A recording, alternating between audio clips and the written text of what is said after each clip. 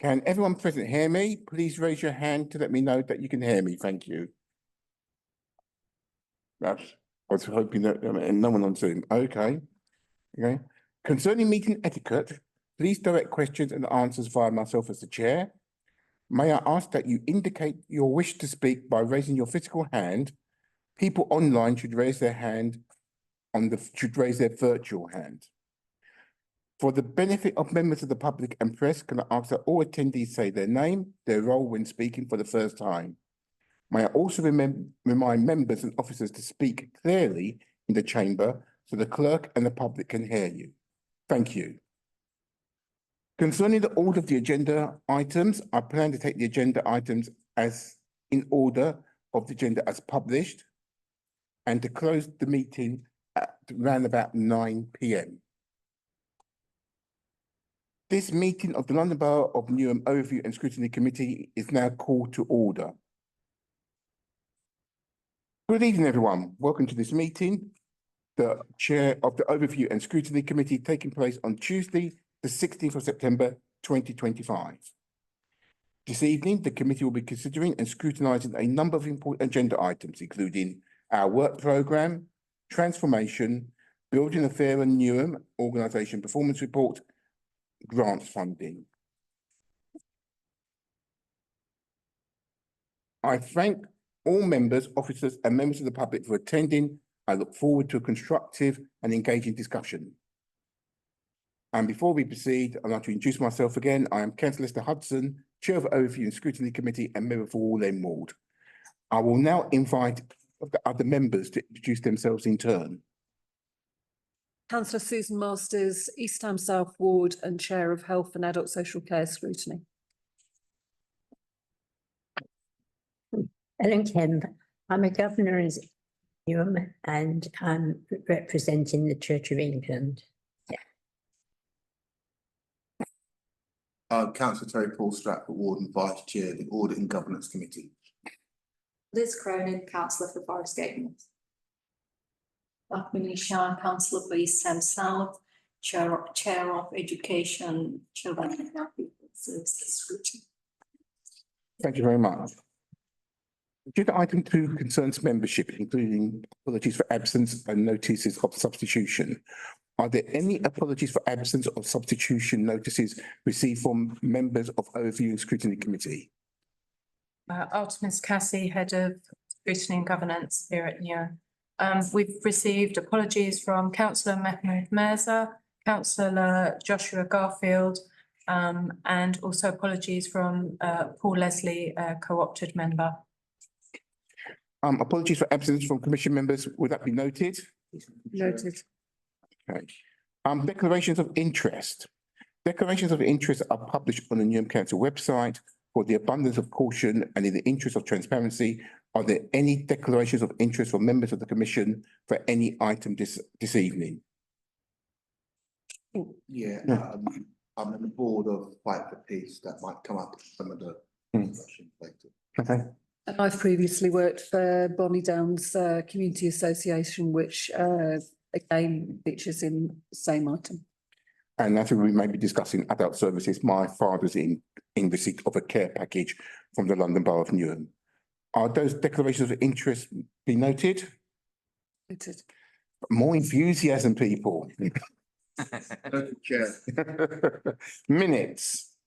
The next item is to agree the minutes of the meeting held on the 22nd of July. Will you consider the minutes of the 22nd of July? Any proposed amendments? I move that the minutes of the meeting of the Overview and Scrutiny Committee held on the 22nd of July to be agreed as a correct record. Agreed, Chair. Is that agreed? Agreed. Do we have a seconder? Thank you much, Councillor Paul. Work programme.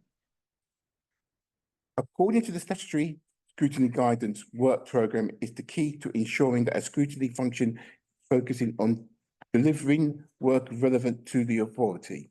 Our work programme is therefore developed to align with organisation priorities whilst retaining flexibility to accommodate any urgent issues. which may arise in the course of the year. I would like members to review the committee's work programme and confirm items for the next meeting. Now, the chairs that are currently included are finances, annual complaints report, and fit for purpose, a review of the borough's leisure services by HASC Scrutiny Commission. I just want to raise one issue. At the next overview scrutiny meeting, we'll be talking about the finances. So I just want to make sure that those papers will be available for discussion, a full and frank discussion on the 23rd of October. I'm just trying to work out who's going to. Sorry, can I just I'm probably slightly behind the curve. To be precise, the paper on 23rd that you're expecting, Yeah. to be clear what you're expecting that to cover. My understanding is that I understand that cabinet may be moved, and so there may be an issue about the provision of the papers. So papers as in cabinet papers Yes, or the October cabinet meeting, yes, as opposed to papers for the overview and scrutiny meeting on October. yeah. Right, okay, so we're just finalising dates of cabinet as it relates to the October finance report that will be coming. And it may well be, I think it's going to be in the last week of October is the possible date shift. And then accordingly, you'll receive papers in line with the publication date. And you'll also be receiving the most up-to-date schedule in terms of budget setting. So I just wanted to, sorry to interrupt. Sorry. I just wanted just clarity. At the next overview and scrutiny committee, we'll be discussing finances, and it will be based upon your October cabinet report. And that will be made available to overview and scrutiny? Yeah. Yeah, as all papers are. If that's, yeah. Okay, right. There's just an issue, Chair, on timing. If the cabinet meeting moves, I understand that the 29th of October is the date being canvassed. Then that would mean that the papers for that would be published. That is the date on the 21st of October. And so that although they would therefore be available for the meeting of the 23rd, there would be a relatively short time between publication of those papers to cabinet and the meeting of overview and scrutiny on the 23rd. I think I accept that, and okay. Would it be possible that members of overview and scrutiny could be furnished with those papers 7 days before the overview and scrutiny meeting, not embargoed, so that people have an opportunity to fully read those papers? If I may, if they're complete, yes. If there is still work to be done, because we're going to be stepping into quite an intense, as you can imagine, process, hence the need to look at an alternative date for cabinet to ensure that there's sufficient time for executive consideration and the budget challenge sessions that I've discussed with you previously as part of, we're currently finalising the timetable on. Councillor Paul. Thank you, Chair. Through you, Chair. At the last meeting, we had a discussion about the public consultation. What impact, we've just had a change of dates here. What impact will that have on the public consultation on the budget proposals? So did, I mean, I wouldn't have thought, Sarah may want to come in, but sorry, I should have introduced myself, Chair, for those online. I'm Conrad Hall, I'm the Corporate Director of Resources, apologies.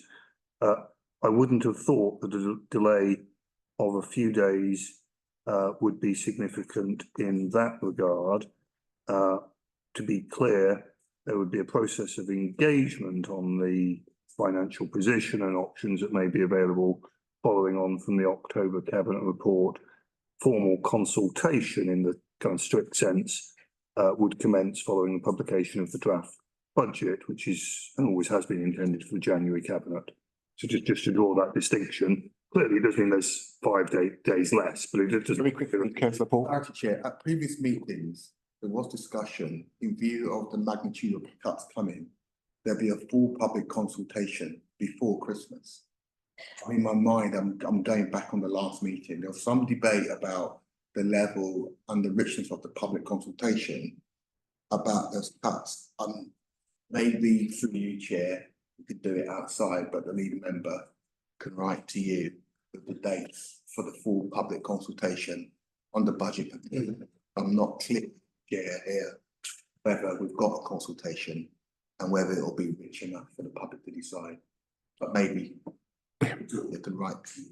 Might be. If I may, just to help clarify, and I will certainly have an additional conversation outside of this meeting. So to be clear, as the Chair of Overview and Scrutiny, you will be imminently receiving our budget setting timetable, which will include an overview of the intended activities across 3 phases of engagement with the public in response to various issues, points, and recommendations raised by scrutiny over the last couple of years as it relates to resident engagement. I think it's important, again, in the context of previous discussions within the arena of scrutiny, when we've had previous budget settings, having clarity and precision around what engagement means and definitions of consultation. But to your substantive point, will it be rich? Yes, I believe it will be. And there will be a variety of different resident-facing segments or audiences that we will want to engage with, alongside and in parallel with members, alongside and in parallel with wider place partners, e.g. small businesses, big businesses, et cetera. And that will be happening across 3 phases. And the substantive engagement on actual specific budget proposals will commence in the phase following our publication of budget proposals. So there's 3 phases. There's phase 1, the in sum is setting the scene. This is the scale of the council's financial challenge, and these are the reasons why. And we're also going to be providing insight and information about our approaches to the budget setting context that we're operating in, that context being informed by both best value, EFS, pressures around TA and social care costs. And we'll also be explaining some of the work that we've done, e.g. through zero-based budgeting. We'll be doing that also with members of scrutiny and with members more broadly and other stakeholders. Then at the point at which we publish our draft budget proposals, drawing from that first phase of engagement, in addition to the budget challenge sessions we'll be having, that's the point at which we'll do the next phase. And then we'll take those on board, publish a final budget proposals, which then will trigger our 3rd phase of engagement. Does that help? Thank you. Thank you, Mayor Fiaz. And just for absolute clarity, in terms of those finance papers, they'll be provided to members of Overview and Scrutiny on the 21st of October. But we, if possible, may get an earlier draft that we can look at. Yeah, I mean, as I understand it, Chair, the date of the October Cabinet is likely to be the 29th, which is where the 21st comes from. Yeah. If that date changes, of course, I'll let you know. I don't think that's completely nailed down yet, but that's where the 21st comes from, because that's 7 working days before, 5 working days before then. Does it help if I just give you an unequivocal? If the date of the Cabinet is the 29th of October, you will receive the papers 7 days before, which is the 21st. Right. Okay, I think there may be further discussions about this outside this meeting.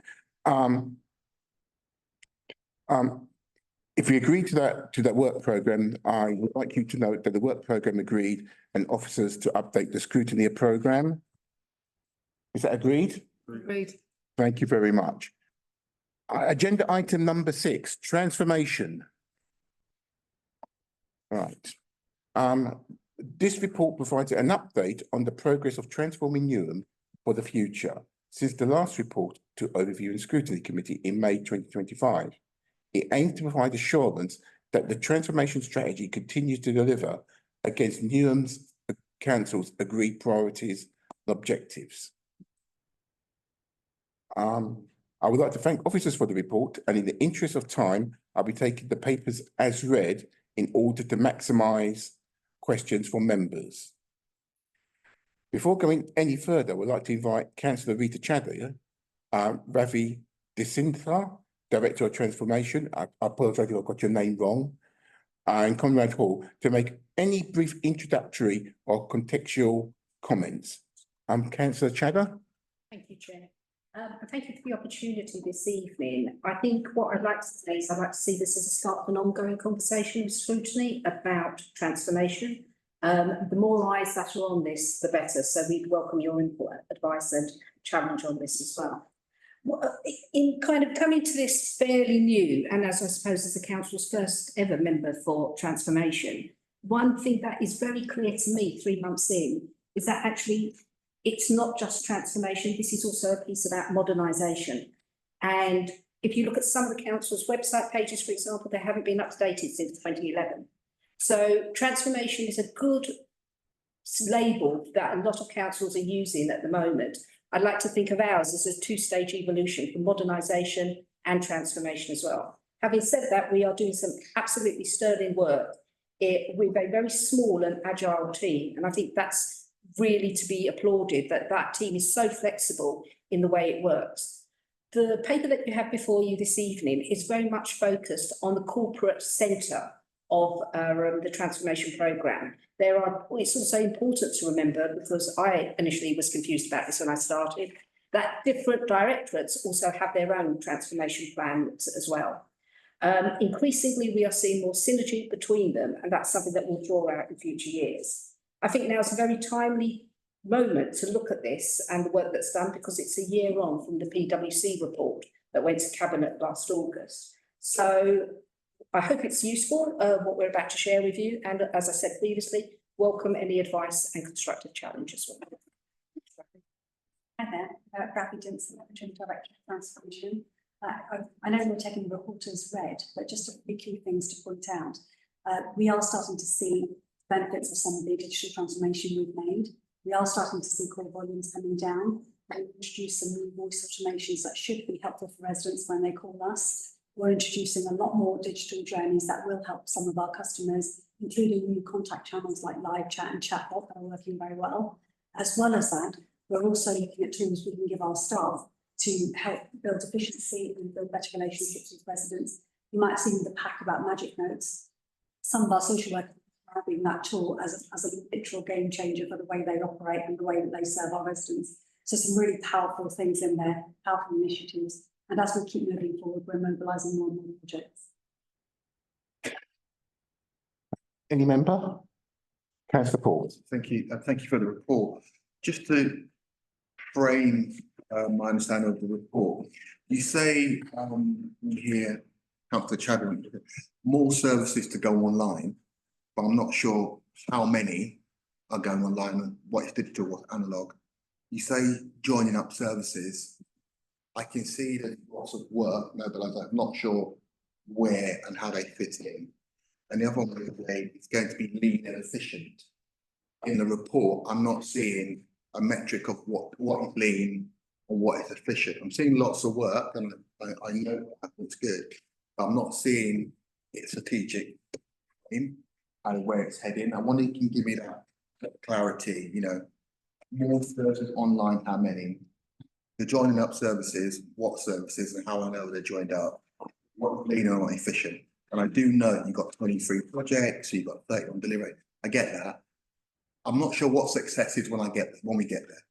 Fair point. So I think some of this is about what is the right thing to do at the right time, given the resources that we have as well. So a classic example is housing. And there was a manual, there was a process where manually, those who were making a homelessness application, the data that they would complete on an online form was then being repeated and manually input by staff. A great waste of resources all round. and an opportunity for inaccuracies to creep in as well. So those are the types of efficiencies and lean ways of working that we're looking at. In terms of the more specific questions around what services are going online, and I will caveat this, and I will keep saying this at every point that I can, that we are not going digital by default. We are really cognizant of the fact that there are residents out there where digital access is limited for whatever reasons, but that trajectory is going to change over the years. As a council, we do need to be thinking more digital, and it's either and it's also not just the front end, it's how it informs the back end as well. But maybe I can invite Ravi to talk about some of the examples. Yeah, of course. Compared to other councils, there's probably about 100 to 200 processes that could go online. And not for everybody, because digital isn't for everybody, but for those people that do have a propensity to use the internet, go online and be able to apply for things like a disabled freedom pass or make a registrar appointment, we want to give them the functionality to do that. We currently have a backlog. I'm calling it a backlog because compared to other councils, there's about 90 things that we know we could put online that other councils already do. Now, we are working through that and starting to go through those processes, working with those services, making sure that our systems work together so that more people can access those services online. At the moment, our current process is, for example, if I make an appointment with a registrar, if I can't make that appointment, I don't really have a mechanism to cancel it. I can call them and try to get in touch, but my appointment goes to waste. Somebody might be waiting for an appointment, might already want one. We're introducing new systems whereby, those instantly become available online. I can see if somebody's cancelled, I can book something quickly. So it allows us to do more with our residents. And the key thing is that it frees us up when people do call us to deal with those that are digitally excluded or contact us. Yeah, just a small supplementary. I get that, and I do know the report is detailed, but I think it will be helpful if we did put up front, how many services are analog, how many are going, gave a figure of 123, how many are going. In terms of lean and efficient, I'm thinking, what's the pound per spend? Is it 3 points of contact between the resident and the organisation? What is that? Because at the moment, you could have a programme that is all about process, and you can make a very good justification of why you're doing it. But there's a strategic business case of doing it. And that's what I'm trying to drive for. Some of the things which you're doing, we might not have to do, right? If we evaluate it on some form of metric.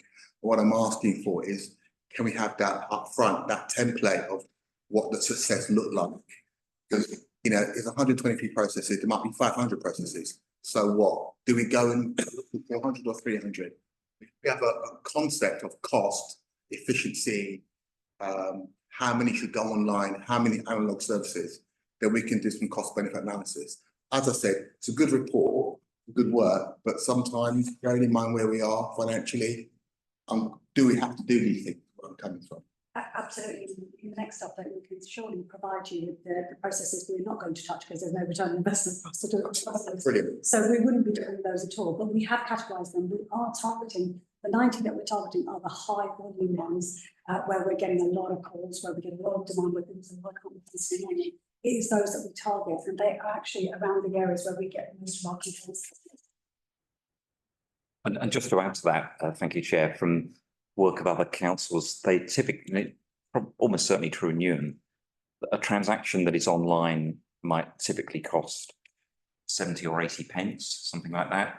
A transaction that is face-to-face might typically be over £7, and probably telephone somewhere between those 2 points. So, those are figures from other councils, but I'd expect them to be true in Newham. So, without doubt, it's more convenient for many, but not, as Councillor Chatter says, not all residents, but for many residents, it will be more convenient online and significantly cheaper for the taxpayer.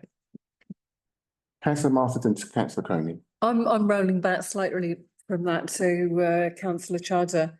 I really welcome the idea that we're going to protect the safety net of face-to-face and phone support. In terms of libraries and the current consultation underway, how are we ensuring they have the appropriate capacity to meet this demand? Because as a councillor, I know I regularly, when I send people to libraries, have them come back to me saying that libraries haven't always been as helpful as they might be. And then, you know, you have to go through the rigmarole of contacting your community neighbourhoods team, and then, you know, it all works out in the end. But given the fact that we are consulting on our libraries, what are we doing to protect that capacity?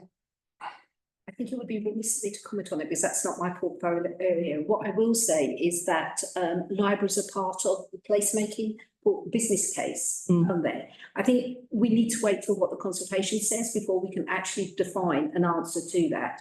I do take on board the point that actually we do need to build up the capacity in some way or another to allow for that face-to-face. And I think that's very much, from my other portfolio point of view, very much going to be at the front of my mind about how we do build that capacity so retain it in some space. Do we have an idea, this is a follow-up, of what that capacity looks like? So I know we've done various pieces of work over the years as to how many residents or what proportion of our residents are actually now online and digitally literate. Do we have an idea of that? We do. We had some data for you on that at the last meeting, I think, and we can go back and reflect on that. I think there's 2 points here. There's the digital capacity and there's digital capability.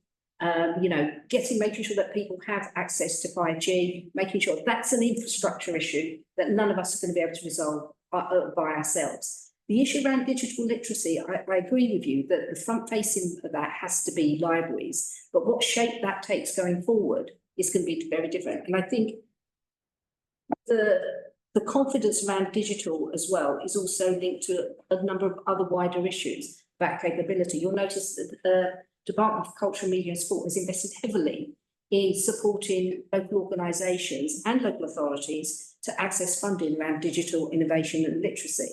Some of that is very basic. I think as we go along, we're going to find the numbers of people that need that support dropping, but other forms of support needing still to access and navigate the systems.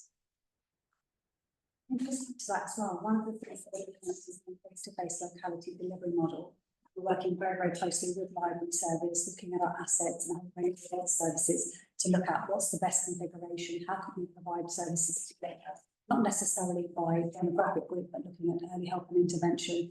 And we have recognised the role of libraries, particularly around that assisted digital space, to help people build some digital skills, to build some confidence in being able to use technology as well. So that is part of that. We are engaging with the library service as part of that process. Thank you. Councillor Crone. Thank you. Yes, Councillor Cronin, Forest Gate North. 2 things. Just the first to reinforce what Terry said. I think for me that strategic point about how these transformation changes feed through cost savings with an eye on best value, that more information on that would be really helpful. Is it with an eye to ultimately fewer staff if necessary? Is that how the costs are realised? Is it another way? That would be really useful to know. And then the second thing, just moving on to the digital solutions provided by PwC. I think it's page 42. It says PwC delays in delivering the digital solutions for slippage. So I'm just wondering, in our arrangement with PwC, is there any penalty for them doing that? And going forward, is there any disincentive to delay, or do we pay up front? But I will just say that the contract with PwC has come to a natural end on that. On the penalties front, I'm not fully up to date on it. But are there penalty clauses? I'm not aware of penalty clauses in the contract. What I am aware of is that they have penalty delivery. So there is an outcome-based fee provision which looks at what is achieved. So there is an element so that it's built of a fixed cost fee as well as an outcome-based and a milestone-based fee. So they will charge us, and we will review payment due, and we will assess what we've received before payment is. So there is a contractual vehicle by which we pay a fixed fee, a milestone-based fee, and also an outcome-based. And just to add to that on the how savings realised, which I think was part of your question, wasn't how they realised in practice. This is quite it's quite an intricate issue because it's often a fraction of an employee's job that is saved. So it might be typically 15%, might be a typical percentage of a member of staff's work that is saved as a consequence of digitisation and these improve processes. But of course, you can't easily make a cash saving from 15% of somebody's job, right? Because they're there as a usually as a full-time employee. So in practice, what that means, I think, is that a team of 10 might shrink to being a team of 9, and that's how the saving is realised. And that needs good planning to make sure that as a vacancy arises, it's not filled, or if we have agency staff, you know, that might be something that we want to review. So, but essentially, many of these savings will be employee savings, but not necessarily realised on day one. But in time, and particularly with turnover, they will be realised. Councillor Sharp. Thank you, Chair. My question is on Appendix 3 and 4. Councillor Chatter did touch on digital accessibility and capability. My question is on the Residents Access and Experience Programme. Mentioned there that it's made it easier for residents to communicate with the council with the new chatbot and the live chat. It further says that it's reduced 62% of calls from 26,800 to 70. How are you measuring the overall success of the programme? When do you plan to do a resident satisfaction survey? And how much has the council saved by having the Residents Access and Experience Programme? And last part of the question is, my colleagues here will agree that when we do our casework, there are residents coming with various issues, and the main thing is that they cannot get in touch with the council. So has the Transformation Board looked at casework system to understand what are the actual issues that residents are raising? And it will be a resident-led approach to find solutions. Thank you. Yeah, absolutely valid questions. And you'll be aware that since 2022, I've been the consistent member of the working group that's looking at the resident casework system. I think this is an ongoing journey. Again, this is not within my portfolio, but it has a big implication on the efficiencies of the council.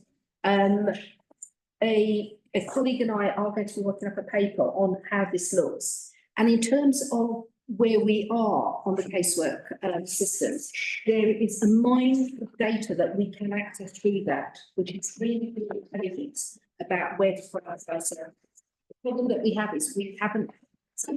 There's definitely a lot of well, obviously. The other thing I would say is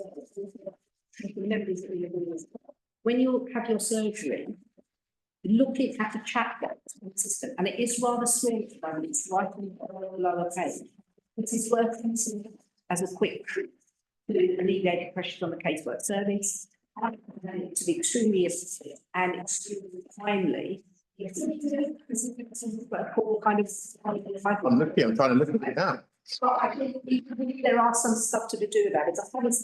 I have tested it previously. I hate to think of some of the questions that might appear in my searches. But it does work, and it's another way of looking at how we as members can redirect some of that pressure from that casework service as well. So totally take on board your casework service. As I said, it's not completely within my portfolio, but it does create a big dependency on elsewhere in the council. We're very conscious about in the transformation context.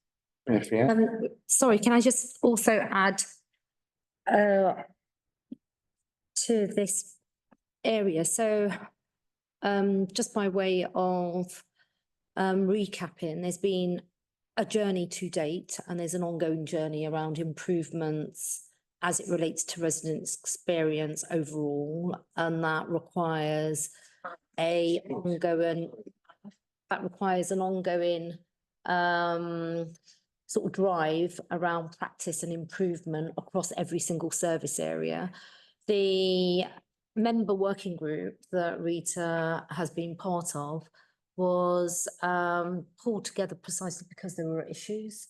And that councillor working group were involved in informing the design of the current member casework system, and the central corporately held members inquiries team is really small, because the intention is that service areas deal with the substantive matter at hand, where I think there are more, there's more work to be done is on cases where there's clearly a link across different service areas, and I notice that quite a lot. And there's going to be an internal discussion around where and how we can advance or push further improvements in light of the new system that's been in place since last year. And the user experience as it relates to members in the first instance, but also what it says about the resident experience as well as users. So it's absolutely a journey, but it's something that we recognise needs to be continually improved. Councillor Ball. Thank you, Chair. I just want to build on meaning Councillor Charles' point. Supposed to be about the resident experience, right? You transforming the journey between the resident and the organisation. Lots of residents interact with the council using the Love Newham app. And I wondered, how has that factored in to your current work? Because residents communicate with us that way, but you're designing it corporate point of view. So I want to know, how has that Love Newham app stream factored in the report, which is very good, but I just want to know that you're actually capturing the resident experience. So that, and the second one, I just looked at the members' inquiry system, which you may be playing with. It's a useful live case study on failure, service failure in the organisation. If I look at my casework, they don't turn up to see me on a Saturday morning to see my face, which they did. They turn up because they can't get through to the council, they're banging their head against the wall, and they turn up not caring if you're the council or not, can you help them? So I just wondered, I know Rita said 3 times, that's not my area. I think it's a polite nudge. I think no one would mind if you work collaboratively with your colleagues. All we care about is the outcome. So I just think there's a rich, the casework's there, the case system's there. You can put a chatbot on it and it will analyse it for you. I don't see why it's a great problem, because at the moment, it's a very good report, I may add, but we've got to go back to the resident. And what I would like to hear a little bit more is we're doing stuff because we've seen the data, seen the customer journey, and we're fixing it, rather than saying, we've got this process and it's taking lots of time, and we've got to go from system A and system B. Perhaps I would like you to reverse engineer the process, I think, in a subtle way. That's a fair challenge. I mean, I think definitely from where Ravi and our conversations have been, it has been very resident focused, because why are we doing it if it's not benefiting the residents? Whether the journey onto that is looking at best value or whether it's looking at the actual experience, it's all relevant. I think the challenge around this is these are complicated systems that have not been updated for a number of, well, over a decade. So we're playing catch up on a lot of systems as well. The other thing to kind of bear in mind as well is, and Councillor McLean and I have talked about this already, so we are working collaboratively, but there are lots of interdependencies in this council. So you fix one thing over there and something else is affected over there. We need to carefully plot that, and that's what's taking the time to make sure that we don't cause a problem somewhere else as well. So that's our caution around it. I think, if there's one aim before I leave this council in May 2026, it is that the casework system is fit and running for my colleagues who turn up in the next cohort as well, and maybe for some of you who are staying as well. I mean, I would add, just on that journey point, look, when I was a councillor, the evident interdependency of different parts of the council was so obvious for me to, me seeing it as a ward councillor, And I just could not understand why there wasn't a coherent, coordinated system response within the organisation. And an organisation and a body with such complexity doing however many hundreds of different products is not the same as being able to finesse an Apple product to make it the most amazing user experience. Because human nature is complex. And again, going back to the point around this being a journey, and it's also a journey that needs to be collaboratively owned by the entire organisation and not just in the context of the resident experience portfolio lead or team and the transformation portfolio lead and the team there. It's actually every single service. And that's why the data that we derive from either the performance, outcomes-based performance framework or other data sets, including what's going to the local government ombudsman and the like, are all important, rich indicators of what's working and what's not working. And we need this smooth, well-oiled machine where every single cog seamlessly works together and we can identify. And then eventually, it is hoped, surely our ideals that we want to get to is that ward councillors can do the other part of their role as ward councillors, which is the visibility of them as ward-based leaders in their areas, getting stuff sorted out, as opposed to dealing with an endless line, it seems, of residents coming to you at surgery, which is an important thing that you've got to be doing because there's a part of the organisation that isn't talking to that resident, and that's a cultural thing as well. Any other questions? No, I think that I was just saying, lovely comment about government app. We will be looking at it in the next stage. We absolutely want to have a two-way communication channel with residents. So the government app being enabling us to use the app model and using it as a tool for two-way communication is definitely on our radar. but it's a good report. I only asked a question on the back of your report, so what I say there. Councillor Masters? Hi, I wanted to sort of shift areas slightly. Between page 40 and 41, it talks about some PricewaterhouseCoopers modelled savings that were let down by accuracies and completeness of data supplied. I'm just wondering what's happening to address that. We're actually doing a huge data cleanse exercise as we go through. For each of the benefits that we've identified, and particularly the financial benefits, we're taking all of the raw data, we're validating it, we're assessing it again, we're making sure that our systems have clean data. Part of some of the issues that arose was that we had some information around job descriptions, for example, that hadn't been updated for a period of time, as you might expect in organisations. This council is not dissimilar to other places. So what we found is that the quality of the information we gave them wasn't up to the standard that we really needed it to be. But we are cleansing it as we go through. We're revalidating the numbers and it will be an iterative process. I would also say that that's not unusual. When we start doing transformation programs in most other places, we will start with a base level set of data. We will need to cut it again and again and just make sure that it's accurate. People move, let's change. Not always paperwork doesn't always follow suit at the right time. Systems aren't always updated in the way that we need them to. Data quality isn't always consistent. So these are some of the challenges that we'll have along the way, but the intention is to cleanse that. So at least we get good clean data as we move through.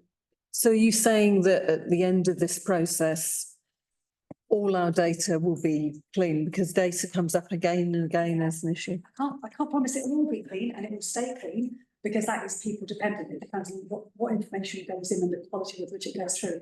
But one of the things that we will ensure is that we put the tools in that safeguard against quality. Some of the feedback that you might hear from social workers around magic notes, particularly as a tool, is that it has improved the quality of note taking, the quality of assessment, because it auto-populates lots of statutory requirements on the data, so that there is consistency. And some of the things that we need to do, we need to maintain. I'm not saying that in 5 years' time there won't be another data cleanse exercise required at some point, but the idea is to keep it clean and to make it people's roles and responsibilities to take ownership of that data as we move forward. Fantastic, thank you. Any other questions? Page 41, I quote, the now defunct Enabling Services Programme Board introduced a recruitment moratorium to secure savings.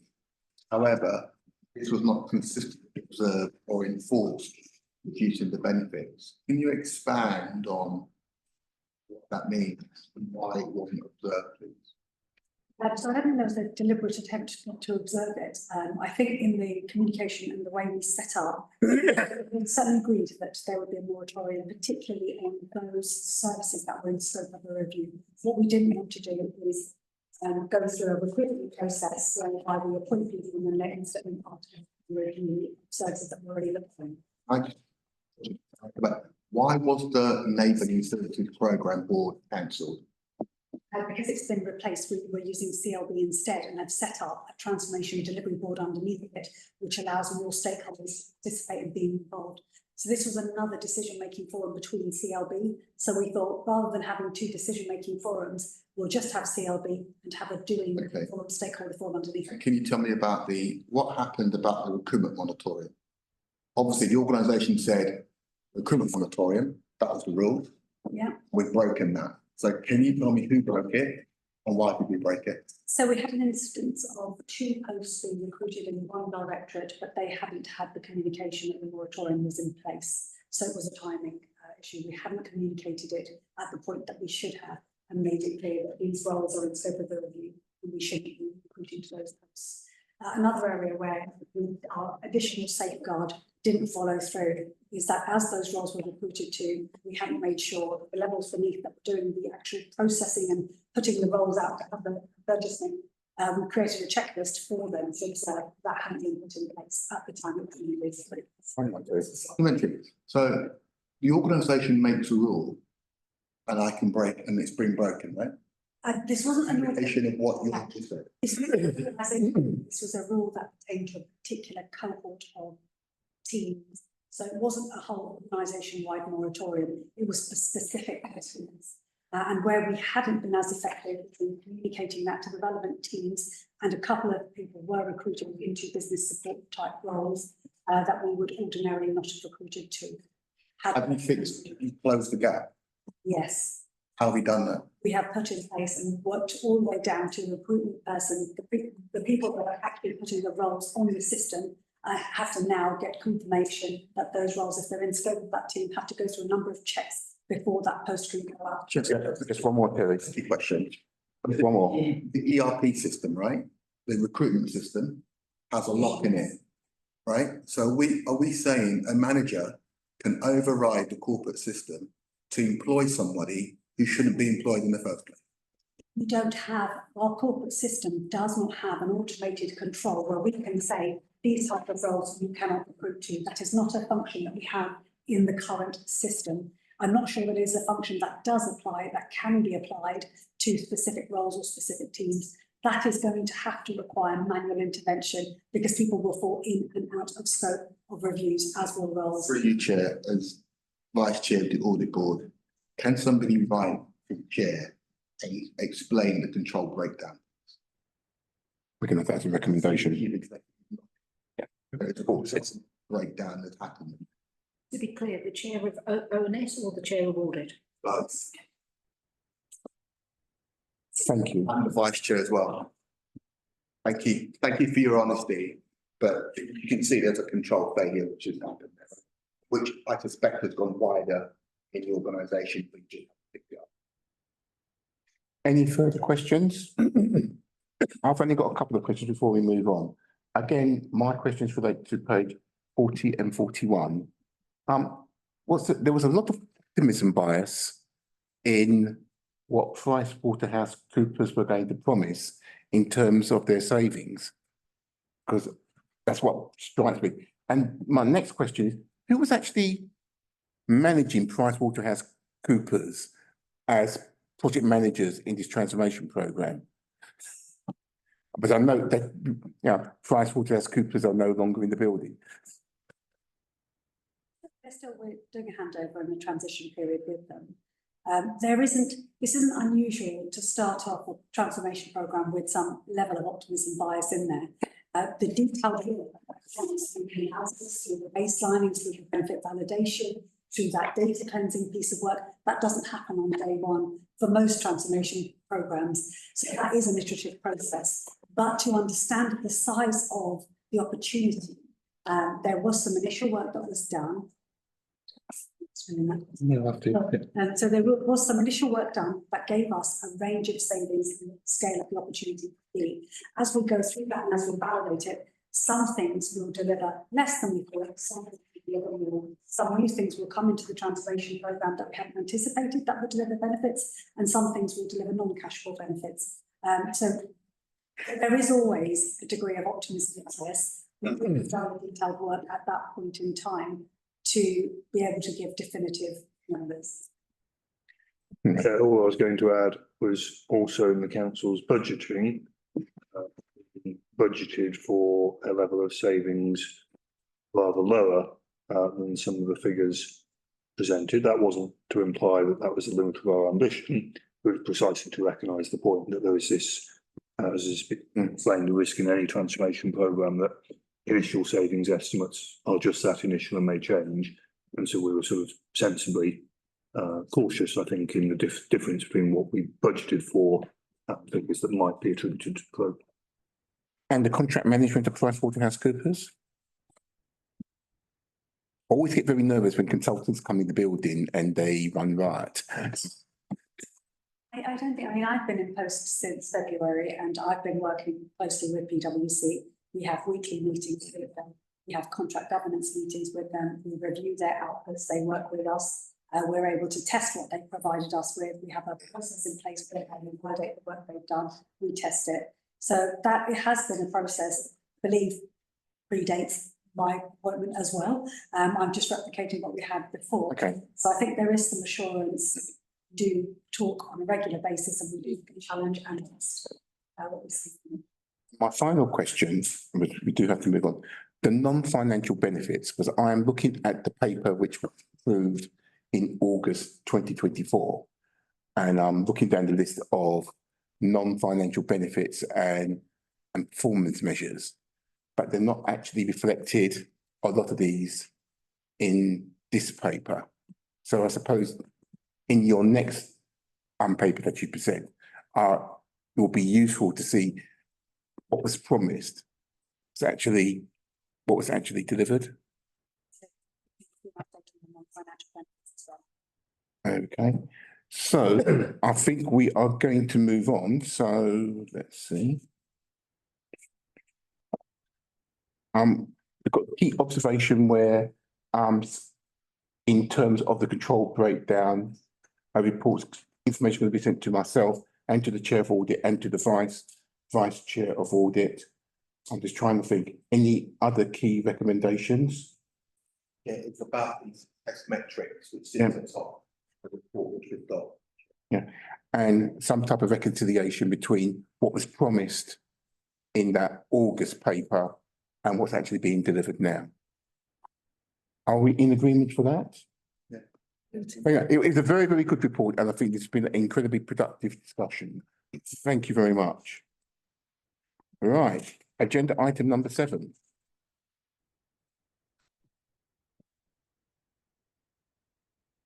I think Councillor Port actually seconded those. Okay. All right. This is building a Fairer Newham organisational performance. This report outlines Newham Council's organisational performance and progress in delivering its priorities as presented to Cabinet in July 2025. It provides the latest performance matrix, details of any changes to the corporate strategy arising from the budget efficiencies transmission, and highlights the potential impact of these changes on key performance indicators. I would like to thank officers for the report. In the interest of time, I'll be taking the papers as read in order to maximise questions from members.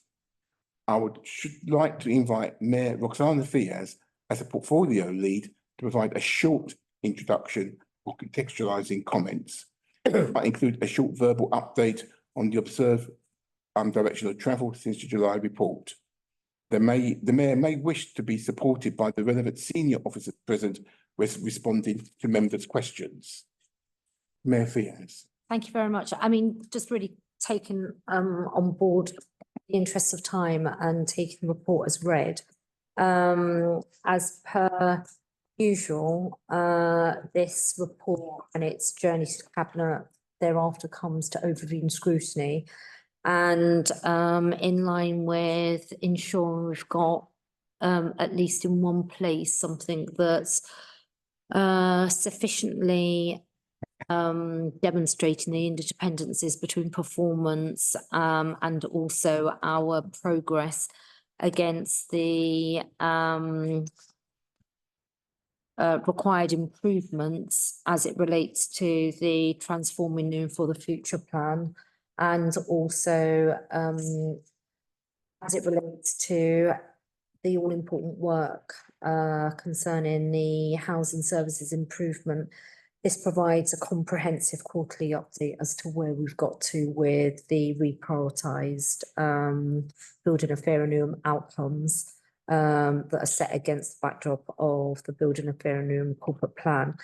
Happy to take questions as appropriate from any member, and if there are any questions that we can't answer with the detail required, we're happy to provide follow-up written responses from the different service areas. Questions? Councillor Cronin. Thank you, Mayor, and thank you for the report. It was genuinely very useful to have the information set out in this way. So the two KPIs that stood out to me, the first was obviously the knife crime increase of 53%. That's obviously staggering, so it'd be useful to get an assessment of what will be the factors behind that increase. General big factors, and then the second is the increase in domestic abuse offences. Okay, fine. Thank you very much for the questions, and I think in terms of the detail that you're requiring, I'll have to go back to these areas and then provide you.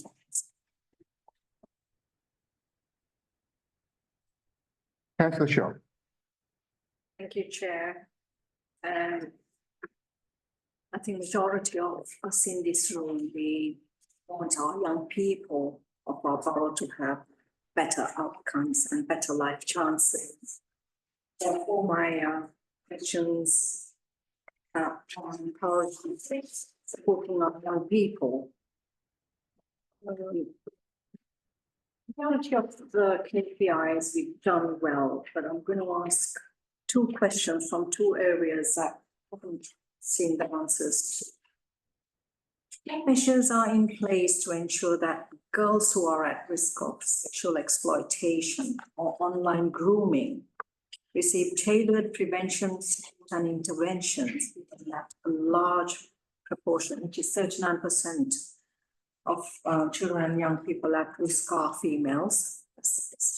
And the second one is 97% of children open to youth justice service. Again, 39% are Black African heritage. What targeted strategies are developed to address the intersection of ethnicity needs category and prevent them from drawn into serious violence? And the second part of that question is, how are you allocating your apprenticeship levies so that our young people have access to better programs, therefore better outcomes? And before you answer, could everyone speak up so it could be recorded? It can be picked up by the recorder. If I may, just for clarification, on the first question area as it relates to young girls and exploitation, are you able to provide me the reference in the section? That's why I said it's not on the KPIs, but I just want to. Right, okay. I've seen it elsewhere. So if you're asking a question as to why the KPIs are set out and the outcomes-based performance report doesn't sufficiently respond to a significant and worrying percentage level of exploitation facing girls and young girls and adolescents, I will need to take that back to the officers, because I think it's a really valid point in terms of the gendered nature of violence against girls and women, and within the context of youth safety generally and violence facing them and issues of exploitation and its intersections between the VORG work that we're doing and DV work. I will have to find out what consideration under the auspices of either the Youth Safety Board. I know under the auspices of the Youth Safety Board, we've picked up issues of gender, but as it relates to the wider place partnership that has been developing, indeed with the community and young people, the youth safety strategy for the next 5 years, I'll need to establish to what degree that was delved into and if it's a KPI that sits under that strategy as opposed to the overarching corporate outcomes-based performance framework. With regards to your other questions that you've asked, and again, not wanting to avoid answering them, but given the specificity of those questions, a number of which came up at yesterday's scrutiny commission that you chair on children and young people. And at that meeting last night, we said that we'd provide you written responses. I would suggest that in the interests of avoiding duplication, the work that's been pulled together in response to last night's questions, which echo the questions raised today, are similarly shared amongst colleagues on this overview and scrutiny committee. But suffice to say, there's an absolute recognition of issues of disproportionality.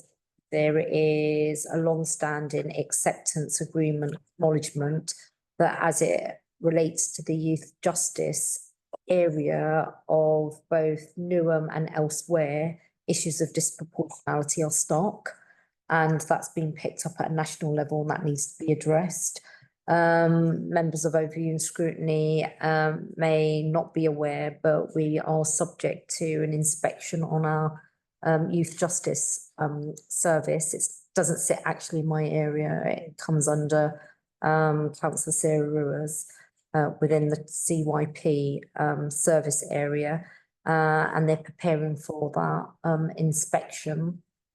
And it's fair to say that if you look against the measures stroke metrics over the years, there hasn't been the sufficient shift in of the dial in that area, and that's something that is being taken seriously. So I trust that helps for now, but happy to provide more detail in a written response once I speak to colleagues. And similarly, you asked the question about apprenticeship levy. What we did say last night is that in terms of the apprenticeship levy that's held corporately via HR, I don't know whether Conrad you're able to answer anything, but we'll provide a written response. Yeah. Councillor Paul, then Councillor Masters. I asked a question about black boys, but a supplementary on the back of Councillor Shah's question about exploitation. An independent MP in Parliament is conducting an investigation to Grooming Gang. 85 councils have been highlighted. Newham is one of those councils. There's going to be, when the government gets its act together, a fuller scale national inquiry where I suspect Newham will be featured in that report. Is our response robust enough to withstand that scrutiny? Are officers internally aware of what is likely to hit us? What I'm asking for, are we ready in view of the question for what is about to hit us? Because we will be exposed, as you know, an American billionaire is getting additional funds to do the research. It will be no stone unturned. I'm just seeking assurance that we are coming. Organisationally, we're not going to be in some sort of panic. Yeah. I know you're going to write to Councillor Shah. I'm just asking, but within that answer, there's some consideration, and perhaps it's a reflective question I'm asking. Yeah. I just don't want us caught in the headlines. Can I just say thank you very much for drawing my attention to that, because I wasn't aware, and I will certainly speak with relevant officer colleagues and portfolio leads, and I can certainly recognise the point that you're making in the context of what will be surfaced through that work and some of the claims and inferences being made in relation to a particular cohort of our resident community, which won't be positive and it will be negative and it will feed into tropes. And we've got to be bold, brave in standing very firmly in rejecting the sustaining of a narrative about a certain typology and group of our young people in this borough. And I can give you this assurance that in the context of youth safety and issues of disproportionality, it is something that we have absolutely given focus on since 2018. And there's been really valuable work that's been undertaken by scrutiny in that regard, which we've been enriched by. In addition, in the context of the Youth Safety Board and work that we're doing with partners, we've really elevated the importance of practitioners understanding the concept of adultification when it comes to young Black kids, both girls and boys, and how that exacerbates issues of disproportionality in the wider criminal justice system, and also how it impacts on the life chances and the ambitions that those young Black kids have for themselves, and how that is impeded by the institutions because of structural racism. So thank you very much for that. And just to supplement you, that you can provide us in terms of help and advice. go on with the independent gangs inquiry. There's a list. Yeah. Private officers don't know that, Mayor, to be honest. Yeah. It's 85, and people Google it now. Newham's on that. Just for the context, that list is a short list. You only get on that list if there is things they need to investigate. So there is something there they have found. I tried to find it, I couldn't find it. But there's something there, and often where we are, it's in the paucity of the response from organisations. Yeah. Creates the heat around an issue. I just want to raise it. Yeah, And if I may, because I'm testing maybe get a written response to that particular query. yeah, and just if I may, just to clarify, I'm not aware. I'm not saying that officers aren't aware. I'll need to check. And if I would welcome if you could send me a link, and if you could do that now, and then Final one. In the percentage of Black British children re-referred within 12 months, there's an implication. There's a full review being done. And it says here it's going to be chaired at the TRID, which is tackling racial inequality for those and the practice and outcomes meeting for wider learning. I wonder, Mayor, perhaps ask you to consider this. Can that report be shared publicly outside of officers and shared in the public domain? The reason why I say that, I was fortunate enough to sit on the relationship between the Black Boys and the Borough Scrutiny Commission last year, and I think this could be an important adjunct to that. I'd welcome share transparency shared in that issue, and I wouldn't want that report to go to officers who will do the same old thing and not actually tackle the issue. So what I'm asking, Mayor, and for your good offices, and perhaps you want to take this away and consider, but that report is shared widely and not hidden within the children's services, because it is an important issue to all of us, not just the members of the Black and Caribbean community. yeah, no, absolutely. Thank you for that. Okay. Councillor Masters. I've got two areas. I'll start with regeneration, and then I've got a question about single homeless figures as well. But starting with regeneration, firstly, I know you said in the past that you felt that our new money was going to be saved. Can you confirm that that has actually happened? It's going to be saved? Saved. Yes, because it was in relation to the money that we've received. Did you not get a formal confirmation email? No, never. Right, okay. So we've been able to draw down on resource for our new money through the sub-regional local London. Actually, that only got confirmed a couple of weeks ago. Okay. Good. And what I will do, and apologies that you didn't get a further update on the back of the email exchanges that we had earlier this year. I'll provide you a comprehensive update on that. But I would want to say that in the context of the budget setting, going forward, as will be the case during the budget challenge sessions, there'll be a probing of everything that we're doing as a council. So it may be something that still comes up, but what I know officers are working on within the inclusive economy team as it relates to our new money, and the wider piece relating to cost of living crisis and impact, alternative funding streams that don't draw down revenue and more to do with grant. That's something that's being worked through at the moment. Okay, and then my other regeneration related question concerns our Newham work.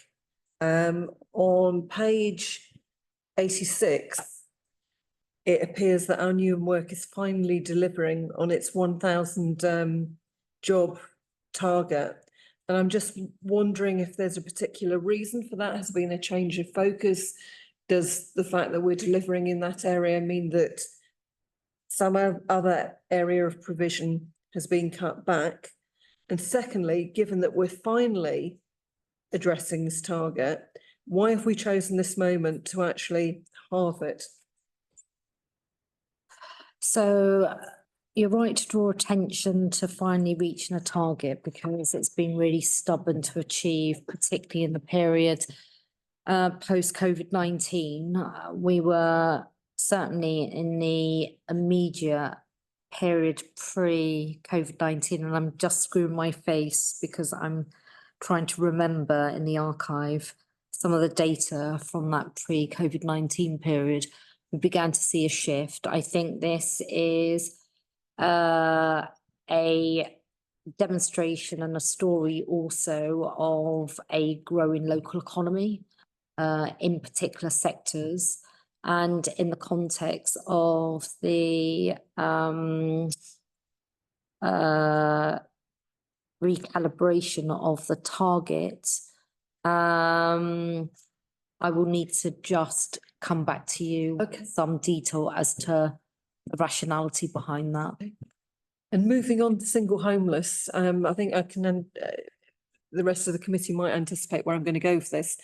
I note on page 83 the reference to 1,389 single adults in temporary accommodation. I'm just wondering why we're not utilising more of our Victoria Street resource. So again, I'm really sorry, I'm not behind the detail on that. I would have to go back to the service area. Okay. Any other questions? Right, my question is really on the last page, and it's all the items in red. Page number is that? 159. 159. Right. Chair, if I may, I've also spotted colleague Joe and got Sarah. So where I've said in response to some previous questions, I don't know the detail, Joe, because she's had close interaction with some of the service areas, she might want to provide some comment if that was acceptable to you, Chair. And sorry, could you kindly repeat your question? Well, I'm looking at the last page of the report, all the items in red. And it's mainly about council tax and benefits call centre, corporate contact centre, percentage of inquiries responded to in 10 working days members. Yeah. So I think in terms of members' inquiry point that you've just made, I will refer back to the earlier conversations. It's accepted a journey of improvement that's ongoing. And then with regards to council tax collection rates, that's something that's been previously brought up at scrutiny, and there's an improvement plan in regards to shifting the dial on that and come back to pre-COVID-19 levels, because we recognise that that's a really important area. But again, got comrades here. I don't know whether Comrade, you would like to comment on that, and then I would like, if possible, to bring in Joe. So compared with last year, the headline in-year collection rate for council tax is around 3 percentage points higher, quite a significant improvement on the previous year. More to do, of course, but I think that provides quite a lot of assurance about the ability within the service to improve at some pace, and obviously getting more ahead of collection like that makes long-term collection more favourable in outlook. It's true that as part of that shift in focus, there has inevitably been greater call volumes, which initially we didn't staff up to manage to the extent, and we knew there'd be something to that extent, and that certainly did create some issues for residents contacting us. Numbers are now down to more manageable levels within the service, and so far that trajectory of improvement on the headline collection. Okay, on that, I just got a supplementary question.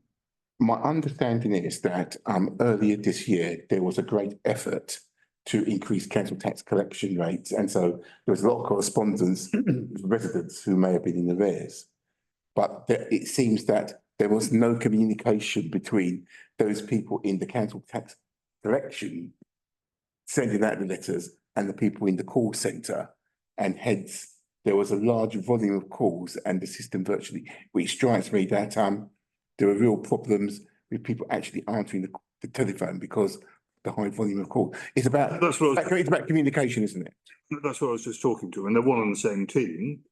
I think we knew that there would be an increase in the number of calls coming in. Of course, there would be because of the greater efforts being made on collection. I didn't estimate quite how dramatic that increase would be. And so, as I said, for a period, it undoubtedly was harder than it should have been for residents to contact us. Numbers are now back down to the kind of levels that we were seeing previously. So I wouldn't want to be complacent, but I think at least the position has stabilised on that. And the collection rate has been sustained. I mean, there was an issue there, but it is one and the same team. So it wasn't as though two teams weren't talking to each other. Thank you very much. Are there any other questions? You have the list of recommendations that came from committee in terms of additional information that people have asked for, Artemis. I've circulated the information. No, in the meeting, there were people asked specific questions, and they said the response was that the members will actually get a written response for that. I mean, now I've taken yes, I've taken. Sorry, councillor, I've taken a note of the written responses that have been requested, and Just one small supplementary. Just one small supplementary. I would like to finish by 9 o'clock. There's a lot of metrics in that building of Fairer Newham. Which ones do you look at to help to sense check the organisation? Well, I mean, I think that as far as I understand it, the council would have established these performance indicators at the outset of this council term when it was setting its goals as a corporate plan, which in effect this is. So, I think that taken as a whole, every one of these metrics is crucial, and we were discussing this item prior to this meeting beginning and trying to speculate on where this committee's area of interest would take it, I'll be honest, we didn't anticipate correctly.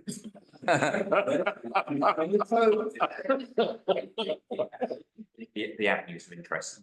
So for me as an incoming chief executive, I take the whole suite as being important, because this is what the mayor and the council has set out its stall. These are the things that we think are most essential during our 4-year term, what we want to be measured against. Therefore, the ones that I tend to focus on are the regs. And so the answer to your question really is I know that this may be a little bit of a deficit answer, but it tends to be, where have we said that we wish to achieve. We haven't achieved as well as we had intended to. They're the ones that I am focusing on, and where we're evidently struggling. Some of those have been discussed during the course of the temporary accommodation generally. I think a question was asked about single homelessness, temporary accommodation in particular, because it plays into the finances of the council. So in sum, I think it's where we're struggling.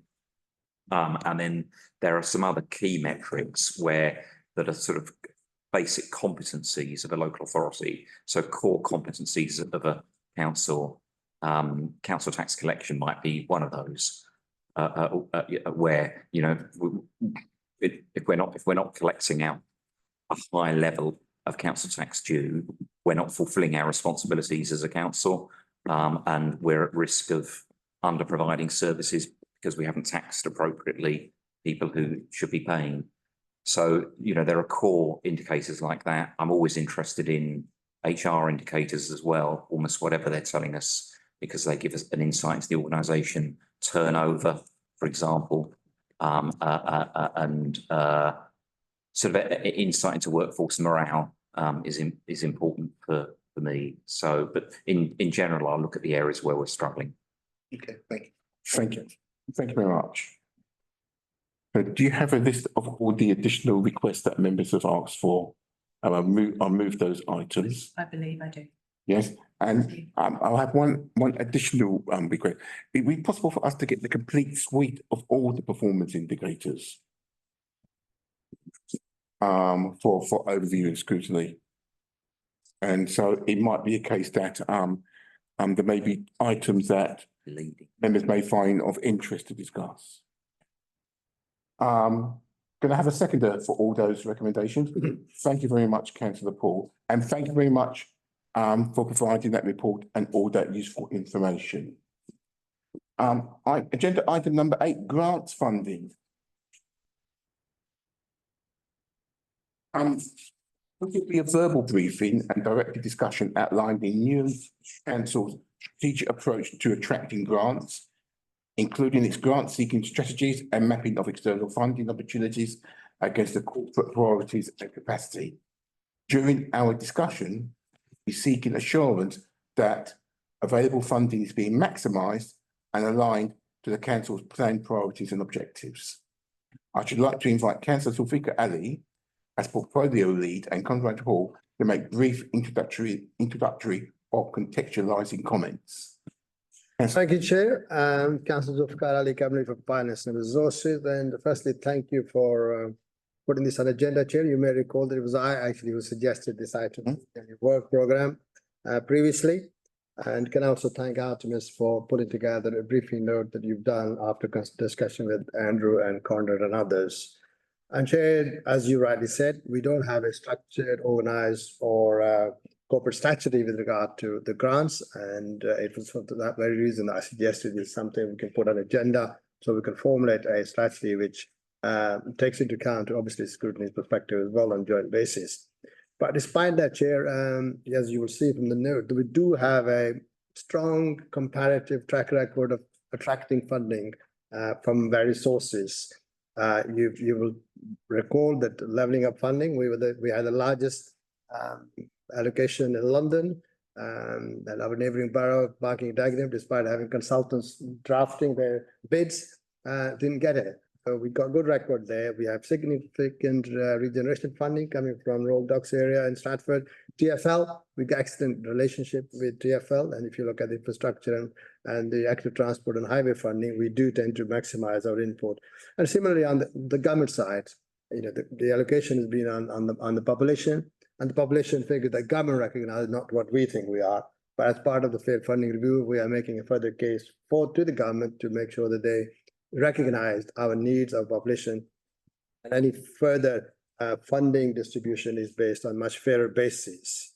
And so in any, you need a structured approach and a strategic approach, because clearly this is something that we need to maximise. And that's the reason I suggested earlier that we should put this on the agenda as well, so that we don't leave any stone unturned, I always say, in terms of exploring other opportunities. But I think looking at track record, we do by default, we're doing very well, but it would be good to have a strategic approach so that we can maximize potential, bearing in mind the financial situation we're in.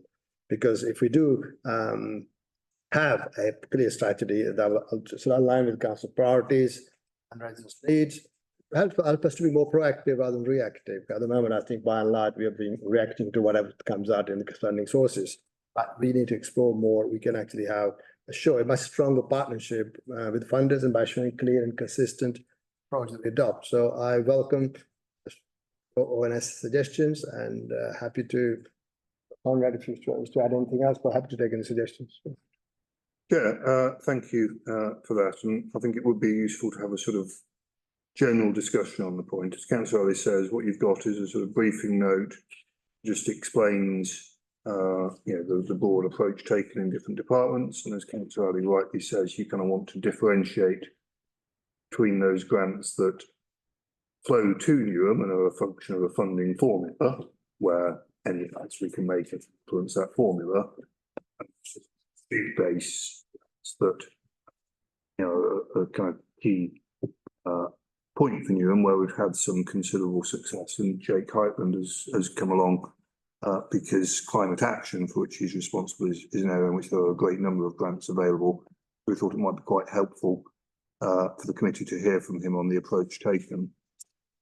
Councillor Ali says, and I think there's a lot of merit in this. We haven't tried to sort of set out kind of formula to assess which grants the council should and should not apply for, partly because there are just so many factors to apply, so many different areas of business that we operate in, and partly my own view, the danger of that is you can get a sort of slightly reductive approach where you multiply your assessed chance of getting the grant by the value of it, by its alignment, and it's a bit sort of pseudo-scientific. And so I think what we tend to do is rely on the sense of senior officers to make those judgments in a balanced way. Of course, you've got the safeguard, because one of the risks with grants, isn't it, is that you chase a grant because it's there. It's probably not the most important thing to be doing, and actually you might have been better off not getting it. And of course, you've got the safeguard that accepting grants is reserved in the Constitution above any sort of material level anyway, cabinet. And so you've got that safeguard built into the system to avoid sort of chasing a grant that would be for a pretty fruitful purpose, or might tie us into lots of unwelcome long-term obligations. So we've also provided just a schedule from the accounts of all the grants received last year, again, just you've got some sort of factual information. I kind of assumed that this might be a sort of possibly a kind of two-part discussion, a general discussion now on how we might approach things, and then perhaps a report back. It might be helpful, mind, Chair, if Jake were able to talk just for a few minutes about the approach taken in climate action, given that is an area in which we have been able to obtain significant numbers of grants, so you can kind of hear at a practical level what the kind of considerations we take into account in when to apply for a grant, and indeed when not to apply for it, because there is an important distinction. Okay. Sorry, I just wanted to add, just to build on what both Councillors Zulfikar Ali and Conrad have said. I think it would be really helpful to examine sort of a deep dive, as it were, in a particular service area. Certainly in the conversations that I've been having with other cabinet members and also Councillor Zulfikar Ali, I think there is a practice issue organisationally around how we become much more commercially minded and entrepreneurial, as it were, less commercially minded, but entrepreneurial in the way in which we look at a whole range of different funding sources, be that through public sector grants. And in the case in point, as it relates to climate emergency, there's a lot at the moment that we're drawing down on, as we have done previously, as it relates to, for example, the Affordable Homes for Newham programme. In the first wave in 2019, we were awarded the largest amount from the GLA. And those are examples of really good ways in which we're able to demonstrate we've got clear strategy framework or we've got a clear policy framework, we've got clear strategy of delivering against that policy framework. And we've been able to demonstrate with confidence to funders of these grants that we're able to deliver.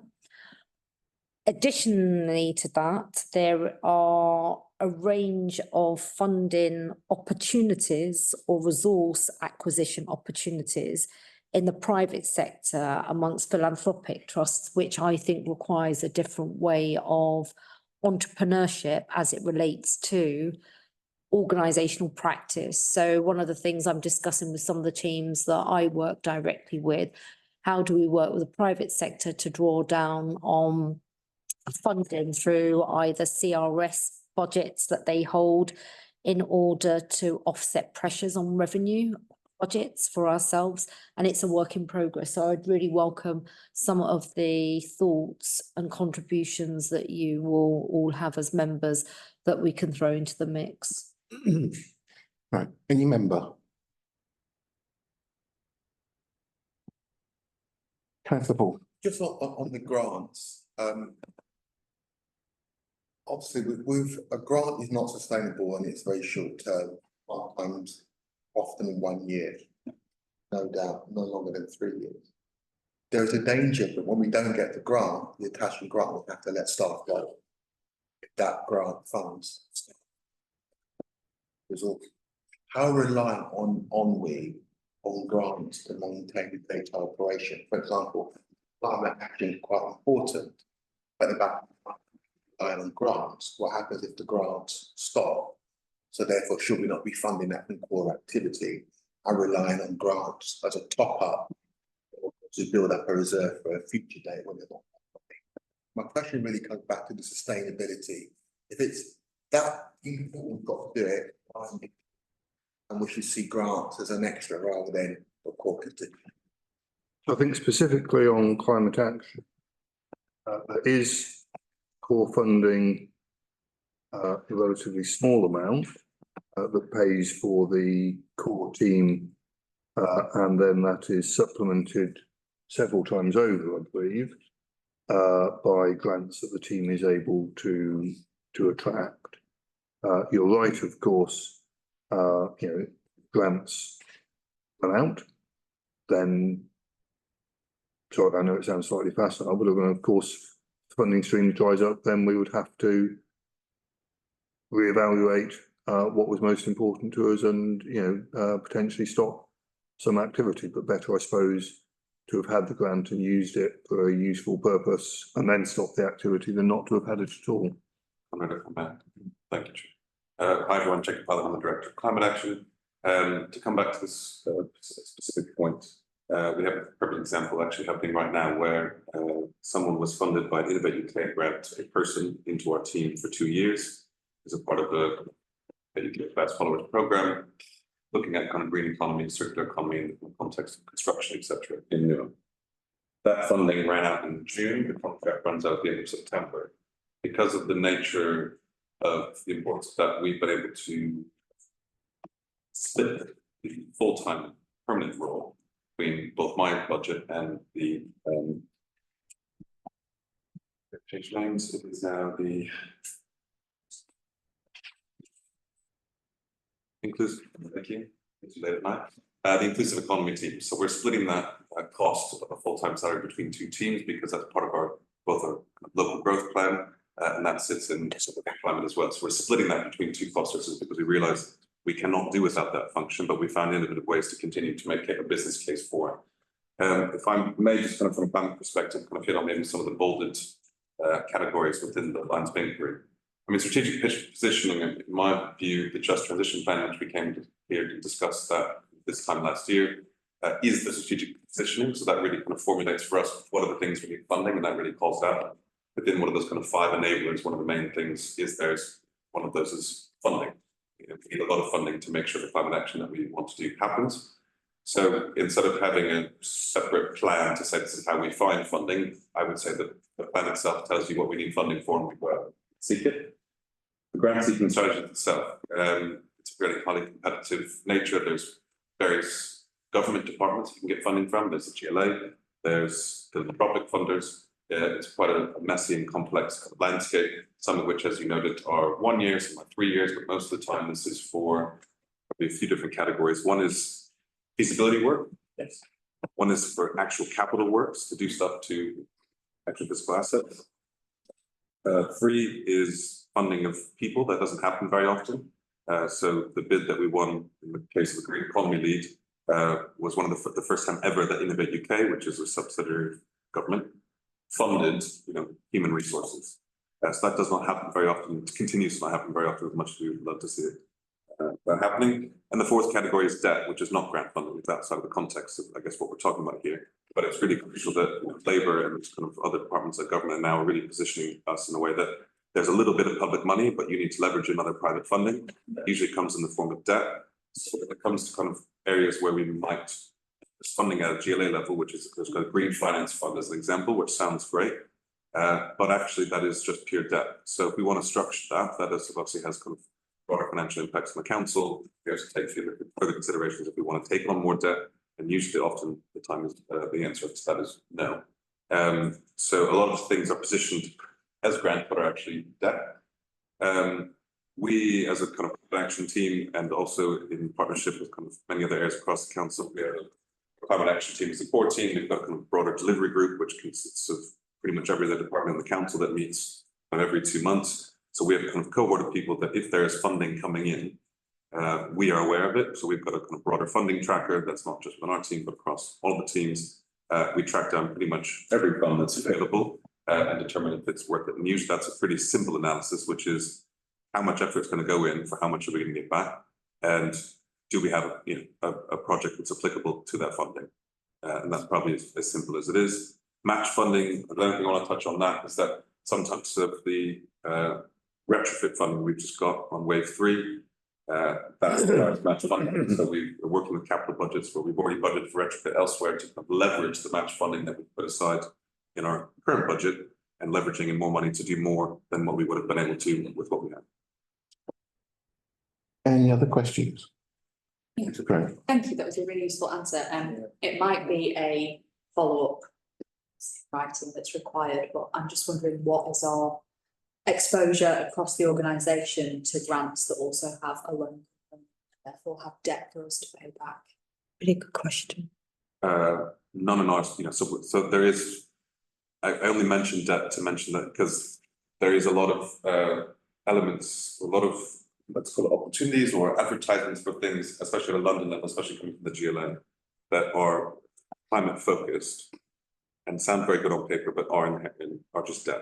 And actually we can take debt out from government at the same price. So sometimes it's more jumping through more hoops, more paperwork unnecessarily to get debt or money that we could get otherwise. So a lot of the time we're trying to avoid debt, and actually, debt is still money we have to pay back, of course. So a lot of the time what we're trying to find is obviously the money that we don't have to pay back. So your directorate doesn't use debt-based grant? No. Finance? No, not at the moment. Any other questions? I've just got one question in terms of grant funding. I hope that it's not bidding for grants where the expenditure is greater than the grant, given the current financial position. I don't think of course, that's a consideration. Of course it is. I think you would still want to think about whether the value of a grant might be worth it. You sort of cartoon numbers. If it costs the council £100,000 of its own money, and often grants do have match funding attached to them, that £100,000 leverage you in £1 million to achieve something significant. For example, help us to prevent other costs or achieve some other social growth. You might think that that was money very well spent, but of course that is why sensibly I think the Constitution requires major decisions on grants to be approved by Cabinet, so precisely that point can be addressed. I agree, that there's a risk, isn't there, that sort of see, we'll get this extra grant in and you kind of focus on that rather than the cost to us. and the two need to be balanced. I wouldn't go as far as to say that, you know, we should never be putting our own money in because a greater return might be very high. I think at the material level, you have that safeguard of the cabinet decision making on it. Chair, if I might just add on the retrofit, that was just for the cabinet, July this year, wave 3, so that's 360 funds that will be improved, retrofitted, etc. That was a few £2 million of council money that was already budgeted for, already approved for to go towards retrofit. We got an extra £1.5 million in, so we're doing more than what we could have done without it. Okay, thank you. Thank you very much. I think as part of the budget process, we might need a discussion on how about applying for grants and the philosophy behind it. I think that would be helpful. Right. Simon Reed, online, he could talk about adults and health, public health grant. I think. Helpful. Does Simon want to make a contribution about public health grant? Everything was in the note. If you don't have any questions, I'm happy with that. Susan, do you have any questions about public health grant? Not at this stage. I'm going to sort of keep my powder dry till we get into the budget process. And I full paperwork on public health grant. Yeah. I wasn't going to ask a question, Chair, for you. How does the grant work for free school meals with the mayor funding it for an additional year? And we should do a recharge from public health grant to the Eat for Free. What's the position now? Just for clarity. The mayor's funding covers the Eat for Free programme. Yeah, because before they used to be charged from the public health grant to pay for Eat for Free / free school meals. Then the Mayor of London gave us back the money. So what was the inter-transfer internally and how do we do it going forward? I think we're going back a few years now. Andrew might have a little bit more insight on the current process, but my understanding is that the mayor's grant fully pays for Eat for Free at the moment, and the public health grant gets used on other priorities.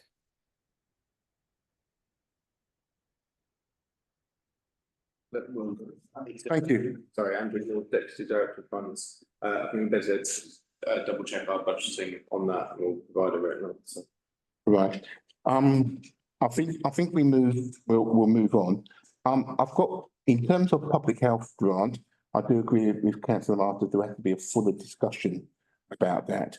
And the only other recommendation, if you don't mind me making this, is that can there be a fuller discussion about the discretionary area of public health grant and looking at substitution in terms of the financial position of the council?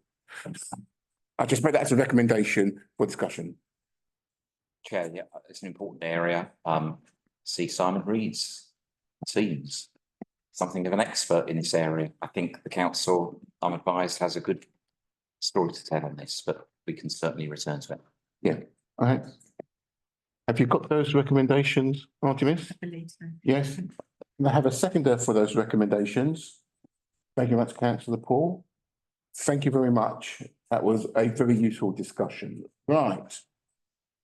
Now we are moving on to agenda item number 9, appointments. And find it. Right. This item is to appoint and confirm members of Scrutiny Commission, Scrutiny Working Parties, and membership of external bodies for each private and public area agreed from the Scrutiny Work Programme.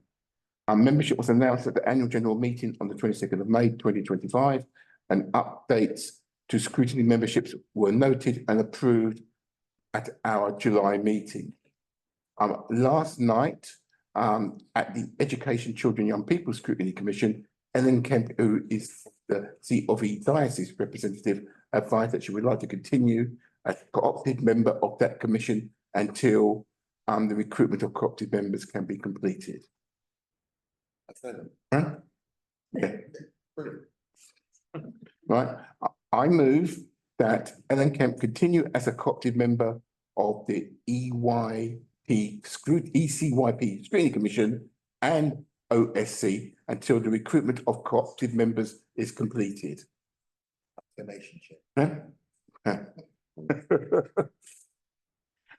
I move that the memberships are amended here at this meeting as confirmed. Do I have a seconder? Councillor Paul, you're incredibly generous. Yeah. I think it's a marvellous addition.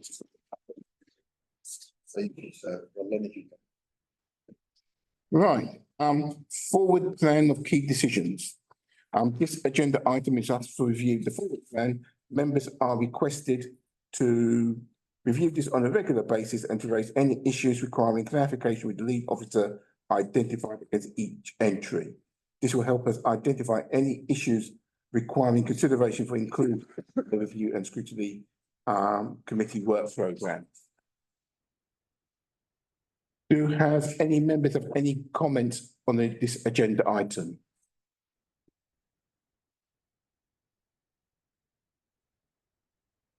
No comments. Just note that at the this morning's cabinet meeting, there was a recommendation that for the calling to be accepted, and I think that shows the positive contribution that scrutiny has made to the council, saving, I think, was it £1.4 million revenue recurring for the next 40 years, or £1 million revenue. Can I move that this agenda item is noted? Thank you very much, Councillor Masters. Scrutiny Chairs updates. Any updates from Scrutiny Chairs? Oh, Councillor Masters.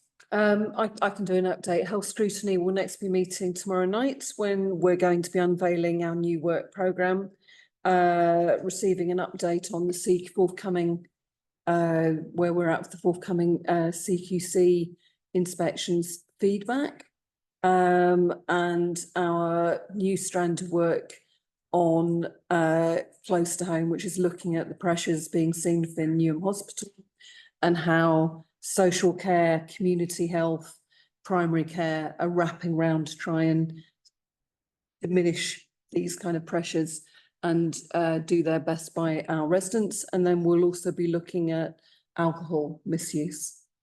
Not too closely at home. Close. That was fast. Thank you very much, Councillor Masters. Councillor Shah. Thank you, Chair.